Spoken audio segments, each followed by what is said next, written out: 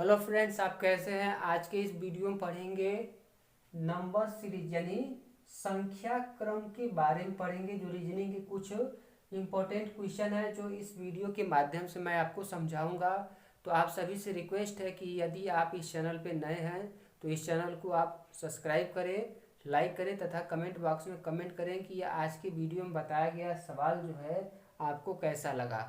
तो शुरू करते हैं आज की इस वीडियो को। तो इस वीडियो को शुरू से लेकर अंत तक जरूर देखिएगा कि ये जो संख्या संबंधित यानी नंबर सिस्टम से संबंधित जो भी क्वेश्चन समझाया जाएगा तो आप इस वीडियो को अच्छे तरीके से समझ सकें, यानी जो भी बताया जाएगा ताकि आपको अच्छे से अच्छे समझ में आए। इसके लिए मैं इस क्वेश्चन को सॉल्व कर रहा हूँ। तो पहला क्वेश्चन है कि 1, 4, 9, 16, 25 लास्ट में लिखा है क्वेश्चन मार्क, यानी क्वेश्चन मार्क के स्थान पे जो संख्या मतलब क्वेश्चन मार्क के स्थान पे कौन सी संख्या होगी इस श्रेणी क्रम में। तो पहला देखें, या एक का यानी 4 है, सॉरी 1 है, 4 है, 9, 16, 25 है।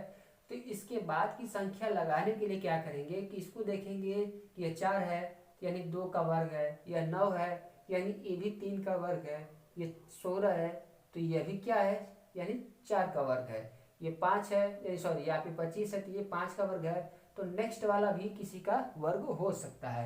इसका देखें तो 1 का वर्ग होगा। फिर नेक्स्ट देखेंगे तो ये 2 दूना के 4, ठीक है। फिर नेक्स्ट देखेंगे तो ये होगा 3 का वर्ग यानी सॉरी 3 का स्क्वायर, तो 3 3 के 9।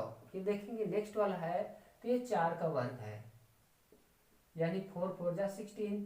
फिर नेक्स्ट वाला जो है 25, ये भी किसका वर्ग है 5 का वर्ग है। तो आपको संख्या से संबंधित यानी सीरीज नंबर सीरीज से संबंधित लगाने के लिए आपको अपने तर्क जो हैं तरह तरह से लगाने पड़ेंगे कि यह सवाल किस प्रकार लगाया जा सकता है। आप भी इस यानी रीजनिंग के सवाल को देखकर आप खुद अपना तर्क लगाएं कि सवाल जो है तरह तरह से पैटर्न चेंज करता है। तो जो रीजनिंग है आपको सोचने समझने की क्षमता जो यानी कैपेबिलिटी है वो बढ़ाती है। तो यानी जो 5 का वर्ग हुआ तो इसमें देख रहे हैं कि 1 2 3 4 5 यानी ये सीरीज में चल रहा है यानी क्रम में चल रहा है। तो अगला वाला जो 5 की बात होगा वो क्या होगा 6 का स्क्वायर हुआ। तो 6 का स्क्वायर यानी 6 से क्या होगा 36, ठीक है। तो ये क्वेश्चन मार्क के स्थान पे कौन सी संख्या होगी तो 36 होगा, ठीक है, यानी 36। तो यह क्वेश्चन मार्क के स्थान पे 36 होगा। तो यह पहले क्वेश्चन का जो आंसर है 36, ठीक। अब देखेंगे दूसरे वाले सवाल को। यहाँ पे लिखा गया है कि 1, 8, 27, 64, फिर लिखा है यहाँ पे क्वेश्चन मार्क। तो क्वेश्चन मार्क के स्थान पे क्या होगा तो इस सवाल को देखेंगे, पहले आप क्वेश्चन को देखेंगे कि संख्या किस प्रकार लिखा गया है। जब संख्या को देखेंगे फिर इसके बाद अपना तर्क लगाइए कि आखिर में सवाल का जो क्रम है किस प्रकार लगाया है, यानी जोड़ा गया है कि घटाया गया है कि गुणा की फॉर्म में है कि यह वर्ग के रूप में है या क्यूब के रूप में है। तो आप अपने सोच को यानी सोच का जो पैटर्न है 4 प्रकार या 3 प्रकार 4 प्रकार 5 प्रकार या जितने भी प्रकार तरह मतलब जितने भी तरह से आप सोच सकते हैं, एक बार आप इस क्वेश्चन को देखकर अपने विचार को आजमाइए, ठीक है। फिर इसके बाद जब अपना मतलब आप जब सोचने की क्रिया जो प्रारंभ करेंगे तो कुछ जवाब आपको सोचने से मिल जाएगा। फिर इसके बाद जब आप लगाना शुरू करेंगे तो हो सकता नहीं होगा कि आप सवाल सही लगा पाए। तो इसको देखेंगे कि 1 है, फिर इसके बाद 8 है, 27 है, 64 है।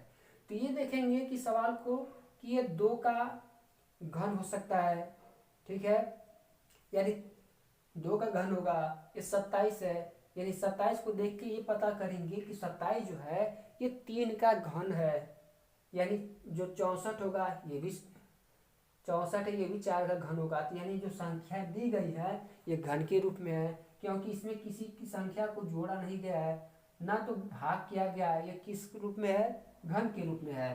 तो 1 का जो घन होगा 1 होगा, यानी 1 गुणे 1 गुणे 1 3 बार लिखे 1 गुणे 1 गुणे 1 तो इसका आंसर जो होगा 1 ही होगा।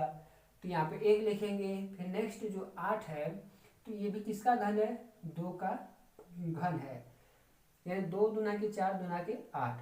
फिर देखेंगे नेक्स्ट वाला जो 27 है यह किसका घन है तो यह 27 जो है आपका 3 का घन है। तो यहाँ पे 3 3 9 3 27 लिखेंगे। फिर देखेंगे अगला वाला जो संख्या है 64, तो 64 किसका घन है? यह 64 जो है 4 का घनमूल है। ठीक है, तो देखेंगे 1 2 3 4, तो 4 के बाद अगली संख्या क्या होगी?